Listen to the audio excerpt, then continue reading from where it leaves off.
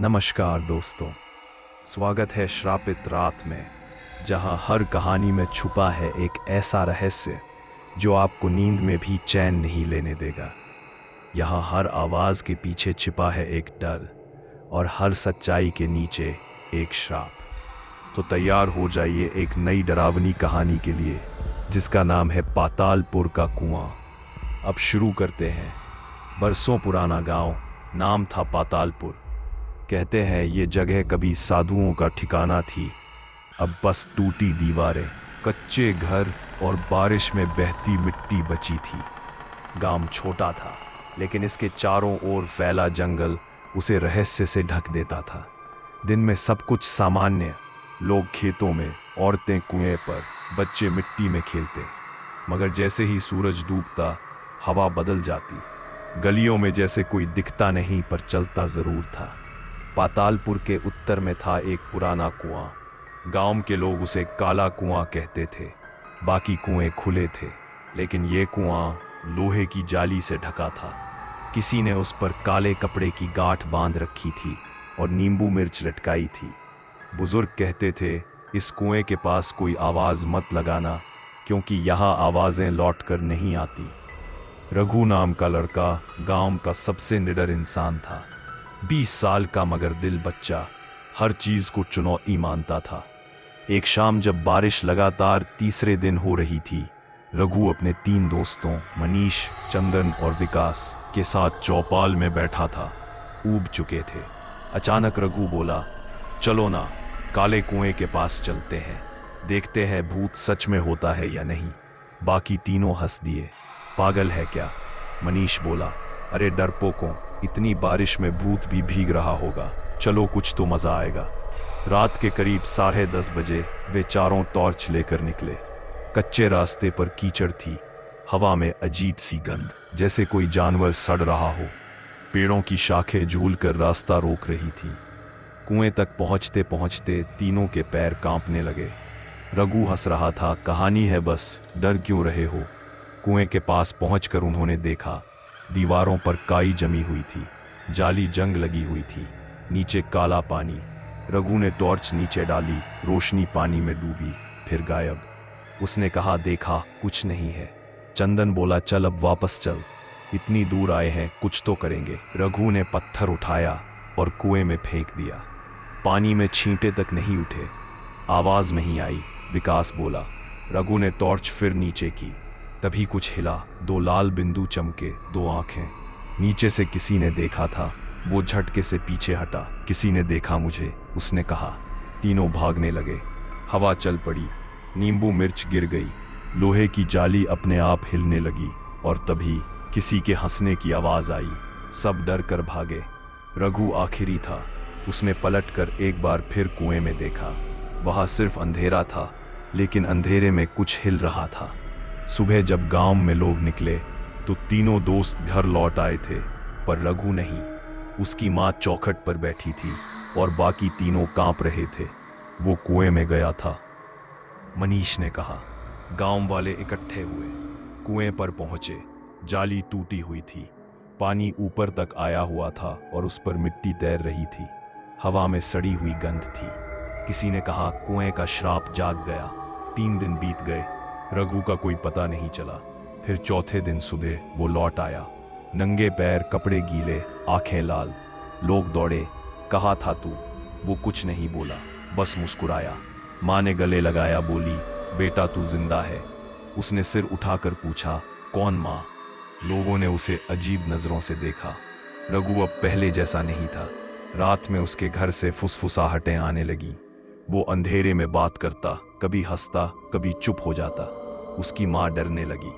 एक दिन मनीष उसके पास गया, पूछा क्या हुआ था उस रात। रघु ने कहा, वो बुला रही थी। कौन? जिसे उन्होंने कुएं में मारा था। किसे? वो औरत जिसकी आंखें लाल हैं। वो नीचे है, अब चैन नहीं मिलेगा किसी को। शाम को रघु गायब हो गया। कुएं के पास मिट्टी गीली थी, जैसे कोई अंदर उतरा हो। अगले दिन से गांव में अजीब घटनाएं होने लगी। पहले जानवर मरने लगे, फिर कुएं का पानी लाल पड़ गया और रात को किसी औरत के रोने की आवाज आने लगी। लोगों ने पंडित बुलाया, मंत्र पढ़े गए, पर असर कुछ नहीं। रघु अब रात में बाहर जाता था, कुएं के पास बैठा दिखता, कभी कुछ बड़बड़ाता, कभी मिट्टी में कुछ लिखता।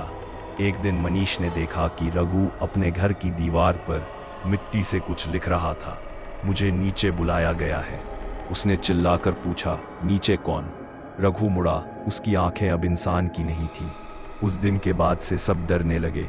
बच्चे रात में रोते, लोग घर बंद कर लेते।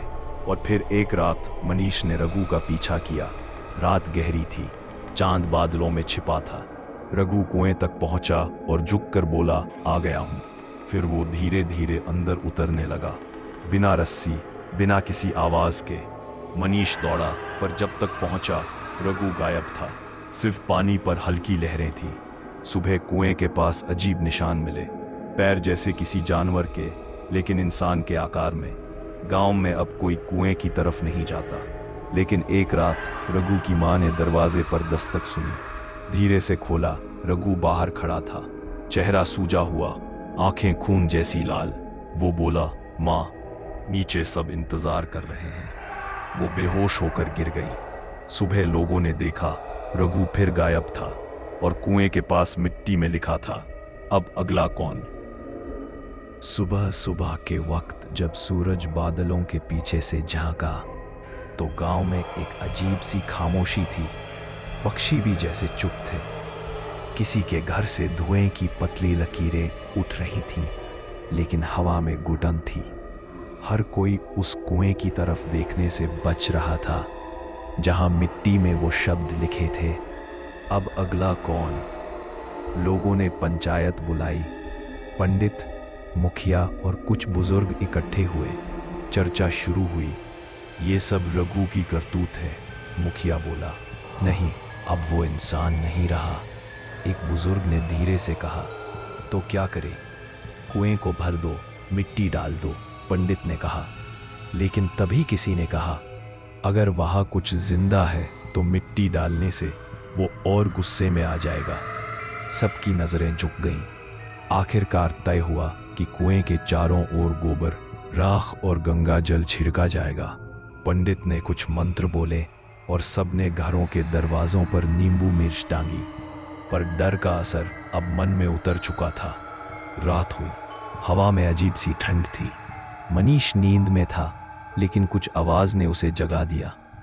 कोई उसके नाम से पुकार रहा था, धीरे, बार बार, मनीष, मनीष। वो उठा, चारों ओर देखा। घर में सब सो रहे थे। आवाज बाहर से आ रही थी। वो बाहर निकला। गांव अंधेरे में डूबा था, बस हल्की हवा और बीच बीच में सूखे पत्तों की सरसराहट। वो आगे बढ़ा, कुएं की तरफ। कुएं के पास पहुंचते ही उसने देखा, किसी ने फिर नींबू मिर्च उतार दी थी। जाली पर कीचड़ था और वहां पानी की सतह पर कुछ हिल रहा था। मनीष ने टॉर्च निकाली, रोशनी सीधी कुएं में डाली। नीचे किसी का चेहरा था, रघु का चेहरा, पर वो मुस्कुरा नहीं रहा था। उसके होंठों के बीच से पानी टपक रहा था। नीचे बहुत सुकून है मनीष, वो बोला। मनीष का शरीर जम गया। आजा। मनीष पीछे हटा। तू मर गया था। मरा नहीं, बुलाया गया हूं। और अचानक कुएं का पानी हिला, छींटे ऊपर आए। मनीष भागा, घर पहुंचा, दरवाजा बंद किया। सीने में धड़कनें दौड़ रही थीं। सुबह तक उसे बुखार चढ़ गया। 3 दिन तक मनीष कुछ नहीं बोला। जब बोला तो सबके सामने एक अजीब बात कही, वो नीचे कोई और नहीं, वो औरत है और वो मुझे भी बुला रही है। लोग सन्न रह गए। पंडित ने कहा, वो औरत वही होगी जो 100 साल पहले कुएं में मारी गई थी। कहानी थी कि गांव में एक विधवा थी, गौरी। उस पर चोरी और काले जादू का इल्जाम लगाया गया था। लोगों ने उसे पकड़ा और इसी कुएं में जिंदा गाड़ दिया। मरते वक्त उसने कहा था, तुम सबको मैं वहीं मिलूंगी जहां तुम मुझे डाल रहे हो। कहते हैं उसके बाद कई लोग गायब हुए थे, लेकिन वक्त बीतने के साथ बात कहानी बन गई थी, जब तक कि अब फिर से वो जिंदा नहीं हो गई। गांव में अब डर खुला घूमता था। बच्चे रोते रहते, जानवर रात में चीखते, और औरतें सुबह दरवाजे पर राख के निशान देखती, जैसे किसी ने रात में हाथ लगाया हो। एक दिन मनीष की मां ने देखा कि उसका बेटा घर की दीवार पर मिट्टी से कुछ लिख रहा है। कुएं में रास्ता खुल गया है, वो बड़बड़ा रहा था। वो डर गई, उसके हाथ से दिया गिर गया। मनीष ने पलट कर देखा, आंखें लाल और होठों से मिट्टी टपक रही थी। अब सबको जाना होगा, उसने कहा। रात को गांव के 2 लड़के गायब हो गए। सुबह कुएं के पास मिट्टी में लिखा था, 2 आ गए, बाकी सबका इंतजार है। अब पूरा गांव घबराया हुआ था। किसी ने कहा, कुएं को आग लगाओ। लोग मशालें लेकर पहुंचे, तेल डाला गया, आग सुलगाई गई। लेकिन जैसे ही आग कुएं के पानी तक पहुंची, लपटें खुद बुझ गईं। पानी से भाप उठी और उसी में किसी की परछाई दिखी, एक औरत की, जिसके बाल खुले थे, चेहरा आधा जला हुआ और आंखें लाल। किसी ने चीख मारी, लोग भाग गए। अगले दिन गांव की हवा ही बदल गई। आसमान धूसर था और मिट्टी से बदबू आती थी। लोग बीमार पड़ने लगे, किसी को कुछ दिखाई नहीं देता था, किसी की आवाज चली जाती थी। पंडित ने फिर मंत्र शुरू किए, लेकिन तभी अचानक उसके मुंह से खून निकल आया। वो जमीन पर गिरा और उसके शरीर पर कीचड़ के निशान बन गए, जैसे किसी ने उसे छुआ हो। शाम को जब सूरज ढल रहा था, कुएं के पास से किसी के कदमों की आवाज आई।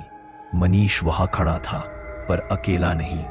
उसके पीछे 3 साए थे, सबके शरीर गीले, कपड़े मिट्टी से सने हुए। लोगों ने देखा, वो तीनों वही थे जो कल गायब हुए थे। मनीष बोला, वो बुला रही है, जिसने उसे मारा था वो सब मरेंगे। मुखिया ने डांटते हुए कहा, तू पागल हो गया है। मनीष मुस्कुराया, पागल तो वो थे जिन्होंने उसे जिंदा गाड़ा था। उसने कुएं की तरफ इशारा किया, अब बारी तुम्हारी है। रात को आंधी चली, घरों के दरवाजे अपने आप खुलने लगे। नींद में लोगों ने सुना किसी के कदम, किसी की हंसी और किसी की रोती हुई आवाज। सुबह गांव के बीचों बीच मिट्टी में हाथ के निशान थे, बच्चों के, औरतों के, बूढ़ों के, सबकी उंगलियां लंबी और काली। अब लोग भागने लगे, जो भी पास के गांव जा सका गया, लेकिन कई लोग रह गए जिनके पास ना घर था ना कोई ठिकाना। 3 दिन तक बारिश होती रही, गांव की गलियां कीचड़ में बदल गईं। कुएं के पास अब कोई नहीं जाता, लेकिन हर रात वहां दिया जलता था। किसी ने नहीं रखा, पर वो जलता था, बिना बाती, बिना तेल के। चौथे दिन रघु फिर दिखा, मनीष के घर के सामने खड़ा था। मनीष ने दरवाजा खोला, पूछा, तू क्या चाहता है? रघु ने कहा, अब तू नीचे चल। क्यों? वो तेरा नाम ले रही है। कौन? गौरी। मनीष का चेहरा सफेद पड़ गया। तूने उसका नाम कैसे लिया? रघु मुस्कुराया, अब तो सबको लेना होगा। उस रात मनीष गायब हो गया। सुबह कुएं के पास मिट्टी में एक नया वाक्य लिखा था, 3 नीचे, अब कोई ऊपर नहीं बचेगा। उस सुबह जब सूरज निकला तो पातालपुर किसी वीरान कब्रिस्तान जैसा लग रहा था। हवा थमी हुई थी, पेड़ स्थिर खड़े थे और गलियों में बस कीचड़ था, भारी सड़ती मिट्टी। जो कुछ लोग अब भी गांव में बचे थे, उनके चेहरों पर नींद नहीं, डर के निशान थे। सबकी आंखें खाली लगतीं, जैसे आत्मा किसी और जगह चली गई हो। मुखिया ने चौपाल बुलवाई, बचा खुचा गांव इकट्ठा हुआ, बूढ़े, औरतें, बच्चे, सब। कोई बोलने की हिम्मत नहीं कर रहा था। 3 दिन में 5 लोग गायब हो चुके थे। कुएं के पास लिखे शब्द हर सुबह बदलते थे। आज लिखा था, अब बारी बाकी सबकी है, हमें भागना होगा। किसी ने कहा, कहाँ जाओगे? एक औरत बोली, हर रास्ता जंगल से जाता है, रात होते ही कोई पीछे पीछे चलता है, ये गांव छोड़ना पाप है। पंडित ने कहा, हम यहीं पैदा हुए, यहीं मरेंगे। तो मर ही जाएंगे। मुखिया ने तंज मारा, क्या बचा है यहां? तभी एक औरत चिल्लाई, देखो, सब मुड़े। कुएं के ऊपर धुआं उठ रहा था। लोग भागे। धुआं घना था, पर किसी चीज के जलने की नहीं, किसी के सड़ने की गंध थी। कुएं के किनारे मिट्टी उखड़ी हुई थी, मानो किसी ने रात भर भीतर से खोदने की कोशिश की हो। पानी उबलता हुआ लग रहा था और उसके बीचों बीच कुछ हिल रहा था। कोई शरीर नहीं, सिर्फ बाल, लंबे काले बाल जो लहरों में तैर रहे थे। और फिर किसी ने देखा, वो बाल किसी और चीज से जुड़े थे। एक चेहरा, औरत का चेहरा, आधा जला हुआ, आधा सड़ा हुआ। लोगों ने चीख मारी और पीछे हटे। पंडित ने मंत्र शुरू किए, पर तभी कुएं से आवाज आई, झूठे मंत्र अब नहीं चलेंगे। आवाज किसी औरत की थी, भारी और टूटी हुई। तुमने मुझे जिंदा गाड़ा, अब सब नीचे आएंगे। हवा में कंपन हुआ, धूल उड़ने लगी, पेड़ झुक गए, सब भागने लगे। रात फिर आई और इस बार पहले से ज्यादा अंधेरी। कोई चांद नहीं, कोई तारा नहीं। हर घर में दिया जलाया गया, लेकिन जैसे ही दिया जलता लौ काली हो जाती। इसी ने कहा, वो अब हर घर में है।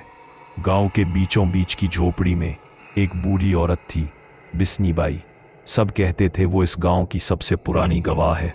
जब सब डर से पागल हो रहे थे, बिस्नी बाई बोली, गौरी को इंसान ने नहीं, हवस ने मारा था। उसने किसी का पाप देखा था, और जिन्होंने उसे गाड़ा था वे अब मर चुके हैं, लेकिन उनके वंशज जिंदा है।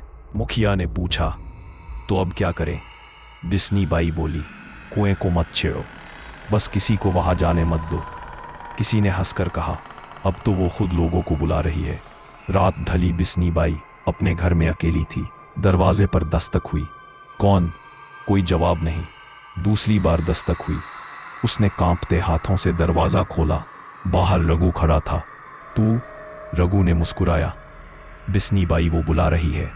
उसने पीछे हटना चाहा, लेकिन रघु ने हाथ पकड़ लिया। उसकी उंगलियां बर्फ जैसी ठंडी थीं। अब सबको जाना होगा, रघु ने कहा।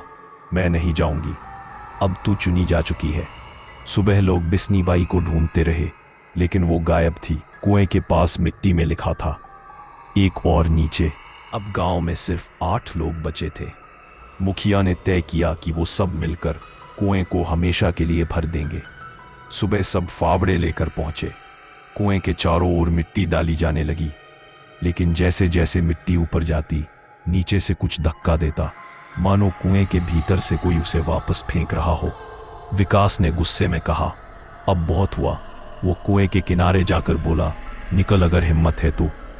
अगले ही पल कुएं से कीचड़ उछली और उसके मुंह पर गिरी। वो चीख उठा। उसकी आंखें कुछ पल में लाल हो गईं और फिर वो जमीन पर गिर गया। बाकी लोग पीछे हटे। वो उठा और उसी लहजे में बोला, अब तू भी नीचे आएगा। वो विकास नहीं रहा था, अब वो किसी और के कब्जे में था। उस दिन गांव में औरतें बच्चों को लेकर जंगल भाग गईं। जो मर्द बचे थे उन्होंने खुद को घरों में बंद कर लिया। रात में गांव का हर दिया अपने आप बुझ गया। कुएं से अब आवाजें नहीं, बल्कि गंध आने लगी थी, सड़ी हुई देह की। तीसरे पहर मुखिया के घर का दरवाजा अपने आप खुला। अंदर कुछ चला गया, और सुबह जब लोग गए तो दरवाजे पर कीचड़ से लिखा था, 4 नीचे 4 बाकी। अब सिर्फ 4 लोग थे, मुखिया, पंडित और 2 नौजवान। पंडित कांपते हुए बोला, अब कुछ नहीं हो सकता। मुखिया ने कहा, अगर यही अंत है तो मरने से पहले कुएं को जला देंगे। रात को चारों मशाल लेकर पहुंचे। आसमान घना काला था और हवा बिल्कुल नहीं चल रही थी। उन्होंने तेल फेंका, आग लगाई। इस बार आग बुझी नहीं, लपटें ऊंची उठी और धुआं आसमान में फैल गया। लेकिन फिर उसी धुएं में कुछ बना, एक चेहरा, औरत का चेहरा। वो मुस्कुरा रही थी और अचानक आग नीचे की ओर खिंचने लगी, जैसे किसी ने अंदर से उसे निगल लिया हो। कुएं का पानी उबलने लगा और उसमें से हाथ निकले, गीले सड़े हुए हाथ। किसी ने पकड़कर पंडित को खींच लिया। बाकी 3 भागे। मुखिया ने पीछे मुड़कर देखा। पंडित की जगह अब बस उसकी धोती तैर रही थी। वो तीनों भागते हुए मंदिर तक पहुंचे।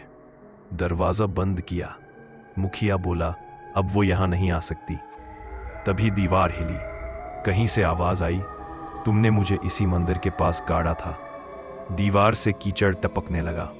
पथराई आंखों से उन्होंने देखा, दीवार पर हाथ उभर रहे थे, सैकड़ों हाथ, और दीवार के बीच से किसी की परछाई झांकी। गौरी, अब कौन बचा है? उसने पूछा। मुखिया पीछे हट गया। मैं नहीं जानता था।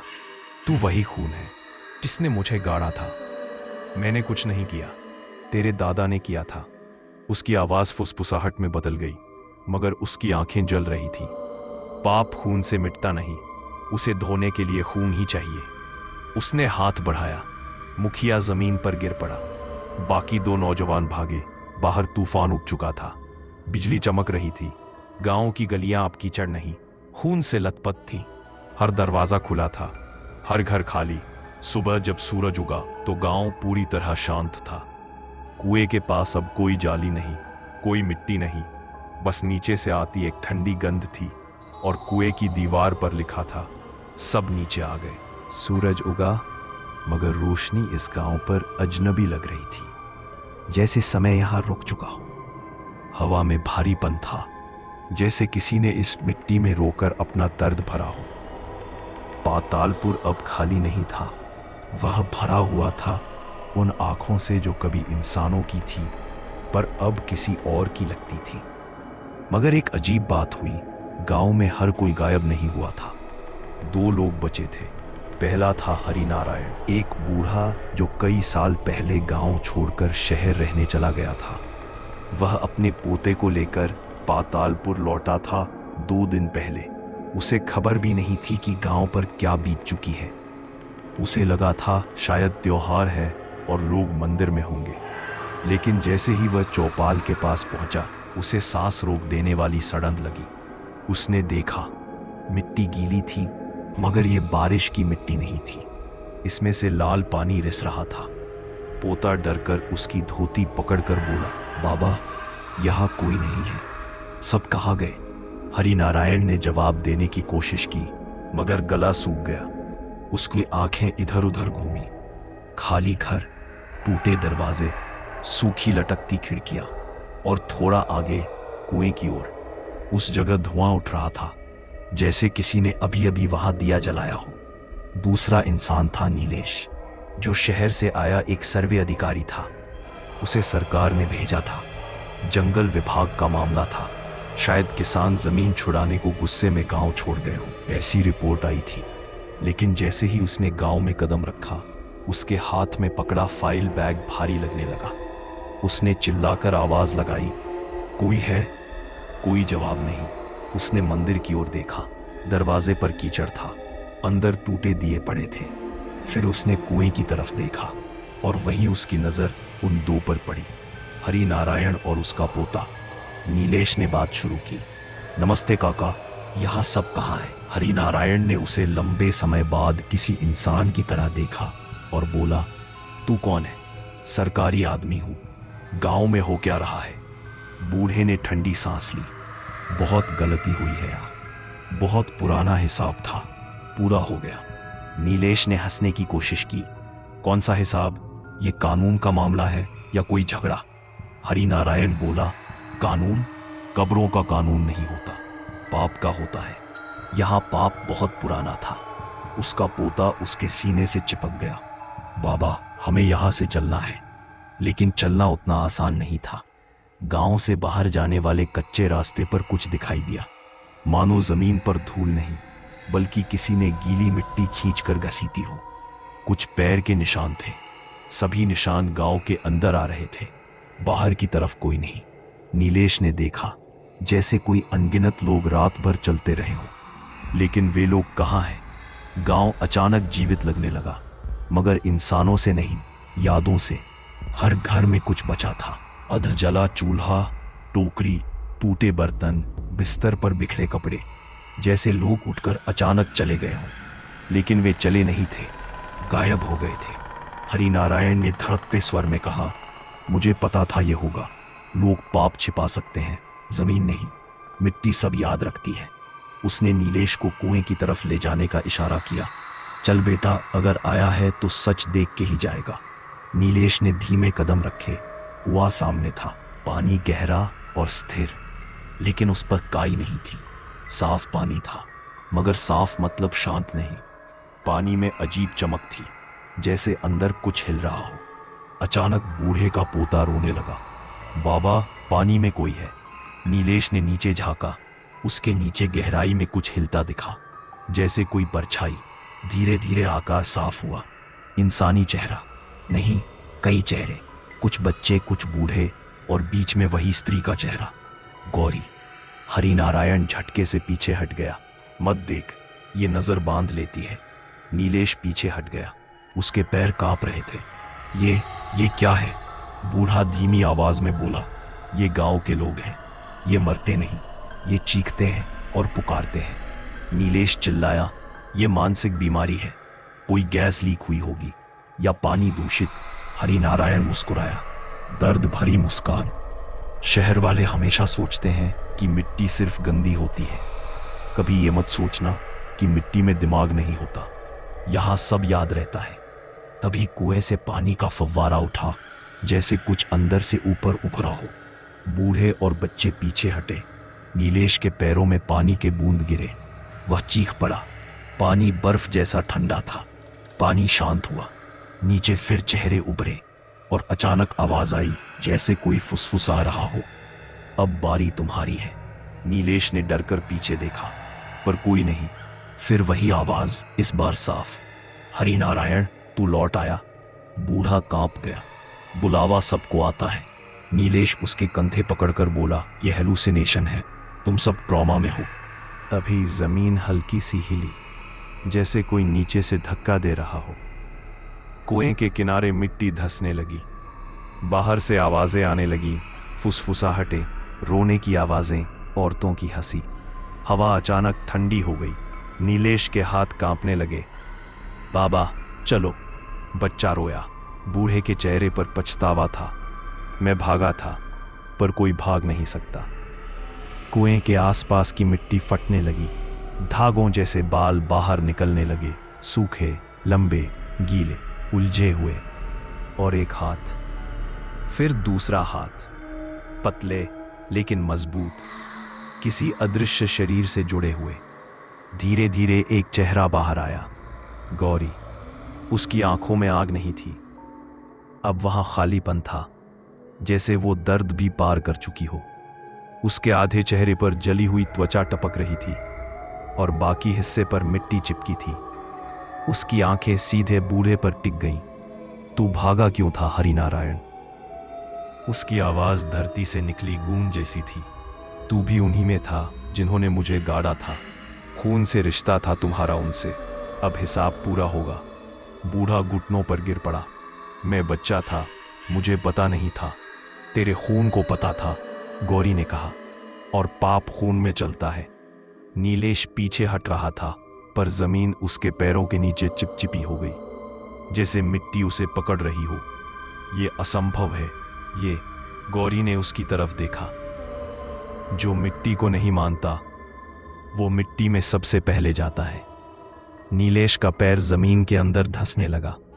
वह उछल कर निकला। बच्चे ने चीख मारी। बुजुर्ग ने उसे थामा। भाग बेटा।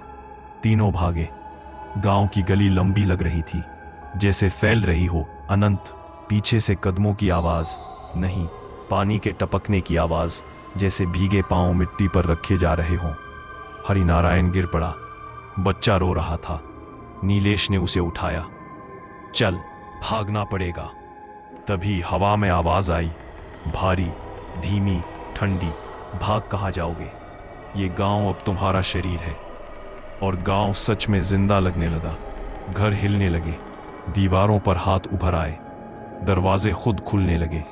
पेड़ों की टहनियों से मिट्टी टपकने लगी। नीलेश ने बच्चे का हाथ पकड़ा और खेतों की तरफ दौड़ा। हरिनारायण पीछे छूट गया। उसने आखिरी बार देखा। गौरी उसके सामने खड़ी थी। उसने आंखें बंद कर ली। मिट्टी उठी और वह उसमें समा गया। आवाज तक नहीं निकली। बच्चा और अधिकारी खेत की ओर भागे। बारिश शुरू हो चुकी थी। बिजली कड़क रही थी। पीछे से कोई आ रहा था। कोई नहीं दिखता, पर आवाज आती, आ जाओ। नीचे सब इंतजार कर रहे हैं। कांटों से भरी झाड़ियों के बीच नीलेश गिरा। बच्चे ने उसका हाथ पकड़ा। चाचू उठो। नीलेश उठा। उसके कपड़े कीचड़ से लथपथ थे। उसकी आंखों में डर से ज्यादा अविश्वास था। यह असली नहीं हो सकता, यह हेलुसिनेशन है। लेकिन तब बच्चे ने कहा, भूकंप। जमीन हल्की हिली। नहीं, कुएं की दिशा से पूरा गांव कांप रहा था। दूर से देखा, कुएं का पानी ऊपर उठ रहा था, जैसे कोई विस्फोट होने वाला हो। और उसके ऊपर धुंध में आकृतियां तैर रही थीं। इंसानी साए, हाथ पांव हवा में लटके हुए, आवाजें रोती हुई। नीलेश और बच्चा गांव की सीमा पर पहुंचे। कच्चे रास्ते की शुरुआत। नीलेश ने कहा, बस ये पार कर लें तो। जैसे उसने कदम आगे बढ़ाया, रास्ता गायब हो गया। उसके सामने मिट्टी थी, अंतहीन, जैसे गांव फैल गया हो और दुनिया निगल ली हो। पीछे से फुसफुसाहट, यहां से कोई वापस नहीं जाता। बच्चे ने नीलेश की धोती पकड़ी। उसकी आंखों में आंसू थे। चाचू, मैं मरना नहीं चाहता। नीलेश ने कंपाते हुए कहा, हम नहीं मरेंगे, मैं तुम्हें लेकर निकलूंगा। लेकिन तभी जमीन से एक हाथ निकलकर उसका टखना पकड़ लेता है, फिर दूसरा। नीलेश चिल्लाता है। बच्चा डर से सुन्न हो जाता है। बेटा भाग, नीलेश चिल्लाया। बच्चा भागता है गांव के अंदर की ओर, क्योंकि बाहर कोई रास्ता नहीं बचा था। और जैसे ही बच्चा मुड़ा, उसे दिखा मिट्टी से बने लोग हर घर से बाहर आ रहे थे। चेहरे मिट्टी के, आंखें नहीं, बस गड्ढे। औरतें, बच्चे, बूढ़े, सब मिट्टी के, और उनकी गर्दन पर रस्सी के निशान। या गड्ढों की मिट्टी, कोई कह नहीं सकता था। पीछे नीलेश की चीखें थम गई। बच्चा अकेला खड़ा रह गया, हजारों मिट्टी के चेहरों के बीच। और उन सब के पीछे कुएं की तरफ से गौरी धीरे धीरे चलते हुए आई। उसने कहा, अब तू ही बाकी है।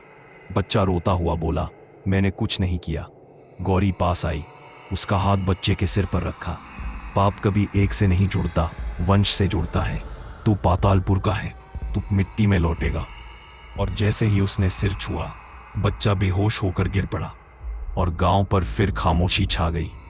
बस कुएं के पानी में एक नई छवि जुड़ गई, एक छोटे बच्चे की। और कुएं के पास मिट्टी में आखिरी शब्द उभरे, एक बाकी। पातालपुर अब गांव नहीं रहा था, वह एक मरे हुए शरीर की तरह था, ठंडा, सड़ा हुआ, मगर अब भी हिलता हुआ। हवा में मौत का सन्नाटा था, और मिट्टी में एक अजीब कंपन। कभी कभी बिना हवा के भी पेड़ हिलते थे, और रात में मिट्टी खुद खिसकती थी, जैसे किसी के कदम नीचे चल रहे हों। वो बच्चा, जिसका नाम शिवा था, अब इस श्रापित गांव में अकेला था। सुबह का उजाला आया, लेकिन सूरज अब वहां चमकता नहीं था।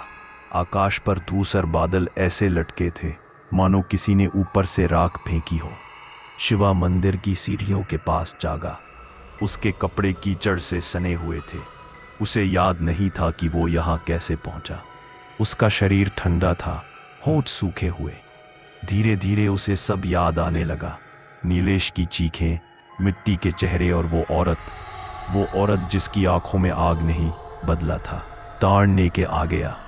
चारों ओर देखा, पूरा गांव वीरान था। हवा में सड़ांत थी।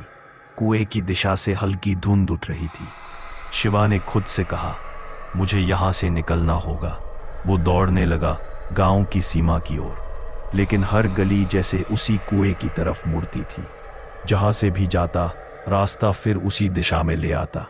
उसकी सांसें तेज हो गईं। कोई है? उसने चिल्लाया, मदद करो। दूर से किसी ने जवाब दिया, यहीं हूं। वो रुक गया। आवाज किसी बूढ़े आदमी की थी। वो मंदिर की दीवार के पीछे गया, और वहीं उसने उसे देखा। वो बूढ़ा जो अब तक गायब था, हरिनारायण। वो जमीन पर बैठा था। उसके शरीर पर मिट्टी लगी हुई थी, जैसे आधा जिंदा हो आधा मर चुका हो। उसकी आंखें थमसी हुई थी, पर उनमें होश बाकी था। तू जिंदा है? शिवा ने पूछा। हरिनारायण ने सिर हिलाया। जिंदा नहीं, बस अधूरा हूं। बाकी सब कहाँ गए? सब नीचे है। अब ऊपर कुछ नहीं बचा। मैं जाना नहीं चाहता नीचे। शिवा रोने लगा। हरिनारायण बोला, श्राप टूटेगा तो सब शांत होंगे, लेकिन तू आखिरी है। क्यों मैं? क्योंकि तू मेरा खून है। बूढ़ा बोला, मैं ही वो था जिसने पहली ईंट उस कुएं की रखी थी, जब हमने गौरी को उसमें गाड़ा था। उस दिन मैं बच्चा था, पर मैंने भी पत्थर उठाया था। अब वो पत्थर वापस लौटेगा। शिवा का चेहरा सफेद पड़ गया। नहीं बाबा, मैं नहीं जाऊंगा।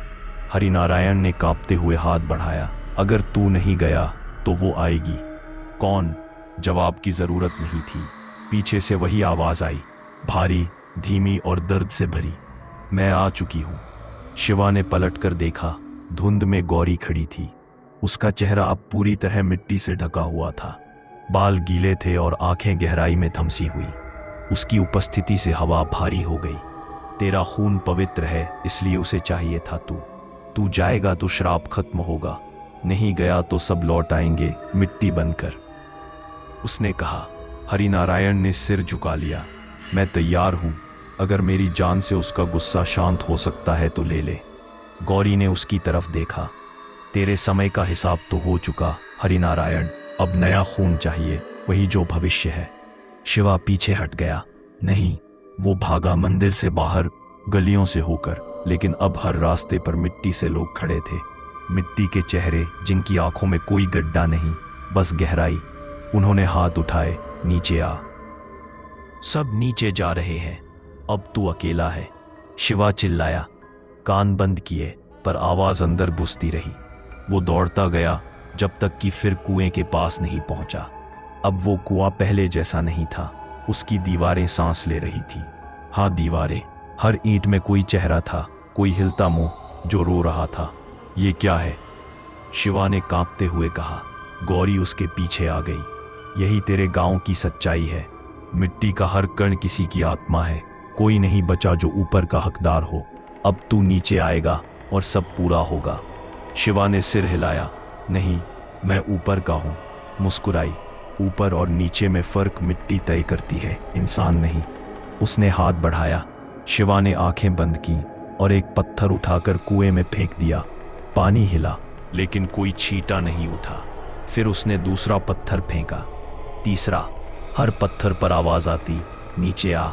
गौरी पास आई। मिट्टी तुझे पुकार रही है। शिवा पीछे हटता गया। अचानक उसका पैर फिसला और वो कुएं में गिर पड़ा। गौरी ने आंखें बंद की। कुएं का पानी ऊपर उठा, घूमता रहा और फिर शांत हो गया। धीरे धीरे गांव की हवा बदलने लगी। पेड़ स्थिर हो गए, दिए फिर जल उठे, मिट्टी की गंध कम हो गई, सब कुछ शांत। सुबह जब सूरज निकला तो पातालपुर फिर से सामान्य लग रहा था, लेकिन कोई इंसान वहां नहीं था। न कोई आवाज, न कोई सांस। बस कुएं के पानी में अब कोई लालिमा नहीं थी। वो साफ था, बिल्कुल शांत, और उसके ऊपर एक पीला फूल तैर रहा था। पास की दीवार पर मिट्टी से आखिरी बार लिखा गया था, श्राप पूरा हुआ। दोस्तों, ये थी पातालपुर के कुएं की कहानी। एक ऐसी दास्तान जहां मिट्टी ने इंसान से हिसाब लिया। कभी कभी जो हम दफना देते हैं वो मरता नहीं, वो इंतज़ार करता है। अगर आपको ये कहानी पसंद आई हो तो वीडियो को लाइक करें, शेयर करें और कमेंट में अपना नाम और अपने शहर का नाम ज़रूर लिखें, क्योंकि अगली कहानी में मुख्य किरदार शायद आप हों। आप सुन रहे थे श्रापित रात, जहां हर कहानी में छुपा है एक श्राप।